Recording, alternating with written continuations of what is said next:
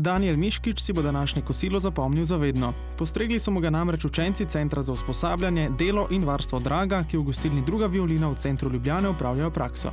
Vezist Olimpije se tam mudil z razlogom, saj je dvema fantoma in punčki podaril obleke, vsem trem pa je tudi omogočil počitnice na morju. Smisel Druge violine je, da naši učenci, ki hodijo v šolo do 26. leta, prihajajo v Drugo violino in opravljajo del praktičnega dela. S tem se izkažejo, pokažejo, kaj vse so se preko tega šolanja naučili in seveda to je velika priložnost potem za kasnejše delo, za njihovo zaposlitev. Danijel se je že v preteklosti izkazal ne samo kot dober nogometaš, ampak velik človek. Danijel je že večkrat pomagal našim otrokom s tem, da jim je prinesel oblačila in moram reči, da so učenci zelo veseli, ker nosijo ta oblačila. Prisotnost nogometaša Olimpije je razveselila tako Sabino kot Juša in Nejca. Njihove izjave so bile malce sramežljive, a zato toliko bolj iskrene.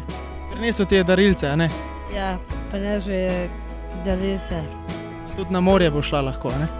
Ja, tudi če bi na morje bom šla. Juš, kako se imaš ti danes? Danijel te je obiskal, sta rekla kakšno besedo, kaj je povedal? Redo. Všeč mi je bilo tukaj. Danijel ti je všeč? Ja. Prijazen fant? Ja.